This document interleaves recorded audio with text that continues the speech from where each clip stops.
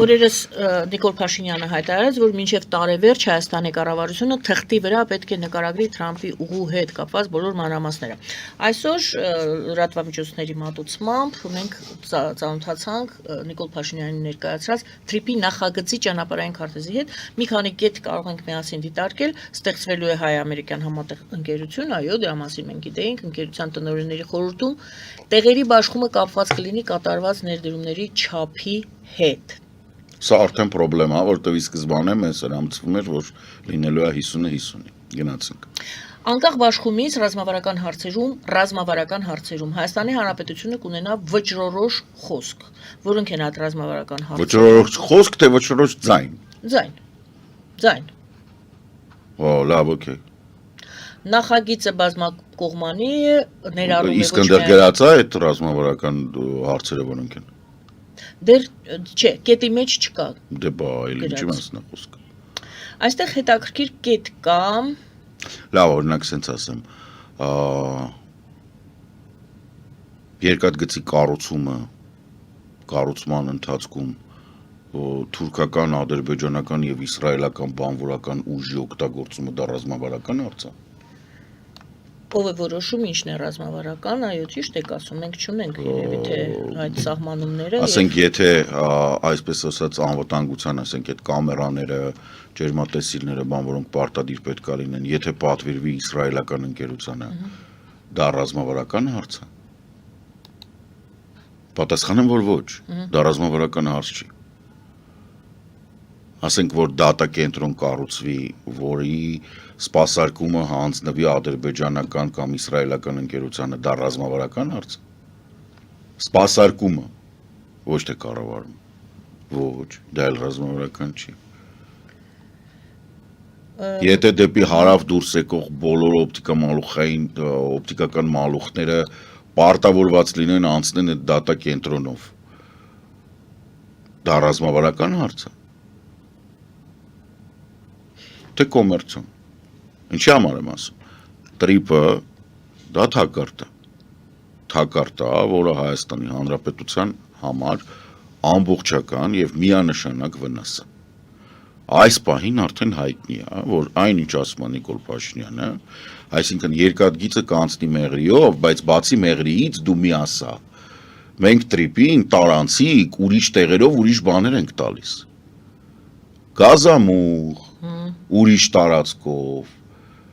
կաբել ուրիշ տարածքով, տղաջան դա տենց չի, տրիպա, ուրեմն սաղ կտանես ընդեղով։ Եթե չէ, ինչ իմաստ ունի, 4 տեղ ինչի համար ես տամ իմ տարածքը, որպիսի ռազմական հանցագործ Նետանյահուի հետախուզությունը գա նստի իմ տարածքում։ Ձեզ ոչ չի տվում, որ Տրամպը ինչ-որ մեկին է հրամցնելու սա բացի հրեաներից։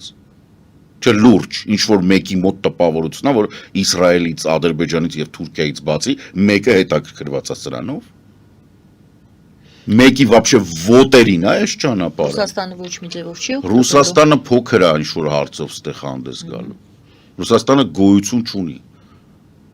Լավրովին են հանե բանից արդեն։ Գծերից գցել են, ասել են դու սրանից հետո կնստես կողքից ճուկ-ճուկ կանես, դու ձիես։ Անգամ կողքից չէ։ Անգամ կողքից չէ, նույնիսկ հա բաներին է չեն ուղարկում, ասենք բան չի։ Բայց հարցը որն է, հարցը դրանում է, որ տրիպը թակարդ է,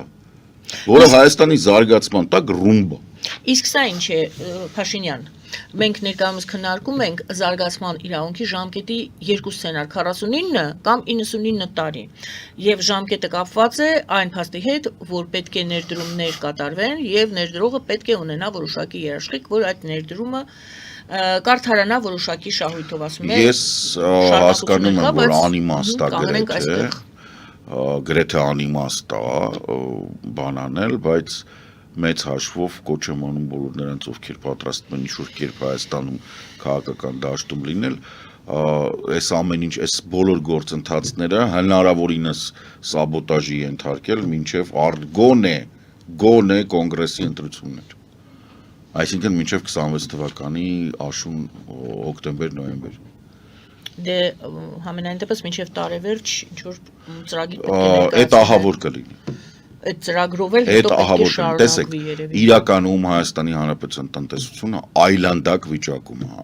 եւ Նիկոլ Փաշինյանը ինչ որ կերպ վիճակը փրկելու համար թղթի վրա տնտեսական աճ ցույց տալու համար, տնտեսական աճ չէ կներեք, տնտեսական ակտիվության աճ ցույց տալու համար, որովհետեւ դրանք տարբեր բաներ են։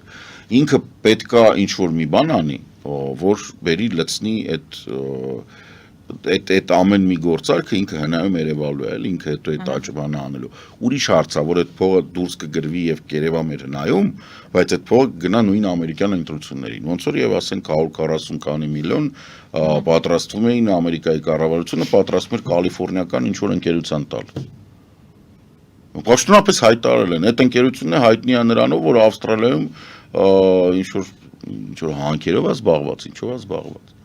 Տնտեսության մասին ենք խոսում, թիվ ունենք նոր, աղքատության մակարդակի նվազում 2%-ով, 2% սային կետով, կազմելով 21.7%։ Ահավոր թիվ է։ Ահավոր է, սա նշանակում է, որ ամեն 5-րդ մարդը աղքատ է։ Իսկ սա գիտեք ինչ է նշանակում։ Մեզ մոտ միջին ընտանիքը, եթե չեմ սխալվում, հələ այնտեղ 3 քանիս է։ Այդ նշանակում որ առնվազն ամեն ընտանիքում աղքատ մարդ կա, որ վերածում եք սատանային տնտեսություններին, դուք հասկանում եք ինչ այլանդակ վիճակ է։ Վերջին 500 տարիների ընթացքում, ասում է Փաշինյանը, լավագույն ժամանակահատվածն է։ Այդ երևի որ բանը, ամեն 5-րդ աղքատության մեջ է ապրում։ Դա լավագույն իրա պատկերացրած։ Դե սովոր է երևի էլ ինքը տենց թրիկով բան երդիկով տակացնել։ Եվ մեկ եւս հայտարարություն Նիկոլ Փաշինյանից, որպեսի ելույթի մասին մենք կարողանայինք ձեր մեկնաբանը։ Չէ, բայց սա ահավոր է, ժողովուրդ, հասկանում եք ինչ։ Այո, մենք ասում անցնում ենք, ճիշտ եք ասում։ Ահավոր արա ամեն 5-րդը աղքատ է։ Դուք վերջի 5 տարվա մեջ աճ եք ցույց տվել, դուք 15 միլիարդի ոսկի եք լվացել Ռուսաստանի համար։ Դուք երկնիշ տնտեսական աճ եք ցույց տալի։ Ուր գնաց այդ։ Ուրա դա։ Որտեղ է։ Մենակ թողեք մարդկանց քերեն տանեն, ես իմ հարկային բան լրացրեք, էս արեք, այն արեք, փոքր միջին բիզնեսին ինչի եք ճնշում։ Այն սննդի կետերին ինչի բերեցիք, հասրեցիք 10%, այն դրանց 20%, ինչի համար արա 3% թողեք, թող ապրեին մարդիկ, թող աշխատավարձ տային, ինչի հասակ նրան, որ իրենք հիմա աշխատող են վերցնում, այդ աշխատողին էլ գրում են աշխատավարձը Սերժ աղբերով, ոնց որ գրում են 75,000 դրամ ստանում, յանի, հա, հարկային բանը մեծացավ, մարդը բիզնես է բացում 3 օր հետո հարկայինը գալի նստում է վզին, ինչով եք տարբերվում Սերժից արա, այն Խաչատրյան Գագոյի վաղտվա հարկայինից, ինչով եք տարբերվում։ Ինչով են տարբերվում, իրենք ինչ են պատասխանում, ինչ եք կարծում։ Չէ, իրանք ոչ մի բանով մեծ հաշվով, ուղղակի սրանք բան են, թավշյա, ոչ բռնի, սիրում եմ, խոնարհվում եմ, հիմարություններ են խոսում, գյուղական ինտելիգենցիայի ցիլո են հագնում, ու բան ինչ որ մեկ է ոչ մի բանով։ Նույն բանն է, 21% ահռելի թիվար 18% էր Սերժովը, եթե չեմ սխալվում։ Դե ավելի շատ էլ է եղել հայտարարված։ Չէ, 24 ա եղել, 25 ա եղել, ես հիշում եմ այդ վիճակայությունում աշխատել եմ հարցը դրանում չի։ Ընդ որում ես ձեզ ասեմ վիճակայություն գալացող թվերը իրանք տենց թավշյա են։ Իրանք իրականության հետ շատ քիչ կապ ունեն։ Ну, չէ, կապ ունեն, այսինքն տրենդը, տենդենսը ճիշտ է, բայց իրանք թավշյա են, իրանք լավ մաքրված են, լավ զտված են, բոլոր կասկածելի բաները, որը որ, ասենք, գերաղքատության թվերը բաներ, իրանք բոլորը բան են։ Էս հələ սա ընթացիկ է, բա որ տեսնակ բանը food security կոչված, այսինքն ինչով են սնվում։ Բա որ պարզի որ հացը եւ ալուրից պատրաստված ապրանքները էլի սկսել են վերադառնալ եւ 60-70%-ը գրավել բանի։ Սննդի։ Այո։ Զամբյուղի։ Այո։ Մակարոնեղեն, բան ինչ որ sense։ Էդ էլ աղքատության ցուցանիշ։ Իսկ ընդհանուր առմամբ եվրոպական ցուցանիշներով աղքատությունը գիտեք որն է, միջին աշխատավարձը վերցնում եք, դրա 60%-ից ներքև ամսական եկամուտ ունեցող անձը գնում է աղքատ։ Ու դա ճիշտ է։ որտեղ իրականում աղքատը մեր մոտ այլ կերպ է հաշվառվում։ Գիտեք ինչ հիշեցի, Փաշինյանի հայտնի այդ հեծանիվով ուղևորությունը կառավարության շենքից մինչև Բաղրամյան, երբ որ նա հայտնաբերեց իր համար, որ խցանումներ կան Երևանում, երևի այսպիսի հայտնաբերություններ, Ինքը հայտնի է, ճիշտ եք ասում։ Այս բնակավարում եւս Ինքը հայտնի է նման ցանկալի է, որ հայտարարությունները։ արվի։ Անցած տարի թե անցած տարի էր, որ ասեցի ես ամեն օր ինձ համար բացահայտում եմ պետական կառավարման մեջ նոր բաներ։ Հետո ինքը հասկացավ, ինչ որ պահի հասկացավ, որ Ռուսաստանի գործակալներ նշանակել պատասխանատու պաշտոնների վրա դա լավ բան չի։ Հիշում եք մի հատ մեծ էլի 21 թե 22 թվականին հարցազրույց տվեց ասած բան։ Ես գիտեի, որ ինքը Ռուսաստանի հետ գործակալ է, Ռուսաստանի քաղաքացիական նշանակեցի, որ լավը լինի։ Այսինքն մարդը պետական համակարգ այդ դրանց բան չի հասկանում, բացի դրանից չունի բավականաչափ էքսպերտիզա, որպեսզի խոսահատուկ ծառայությունների ներկայացուցիչների հետ, որ իրան բացատրեն, որ գործակալը, ագենտը, ատնիսի պրինիսի իդի նաֆիգը, չի կարա հարց լուծի պետական մակարդակով։ Ինքը գործակալ է, ինքը գործ տվող է։ Ինքը նրա շահը պահողն է, ինքը հետադարձ չի կարա լինի, բայց սրա մասին մարդ ով մտնում է այդ շենք, պետք է գլխից իմանա։ Ինքը շատ բաներ էլ ունի բացահայտելու, ինքը մինչև հիմա չի հասկացել, որ այն ինչ որ իրանք անում են, դա նախկինն է։ Հա, հիմա խոսք տվեցի, որ սա էլ բանան են, երևի այս թեման սենց պագենք։ Հիշեցնեմ բոլորին, որ Թավշյա ոչ բռնի եւ այլն, որ մեկ-մեկ ասում են Սերժն է իրան իշխանությունը փոխանցել։ Հիշեցնեմ 2018 թվականի մայիսի 7-ի դրությամբ,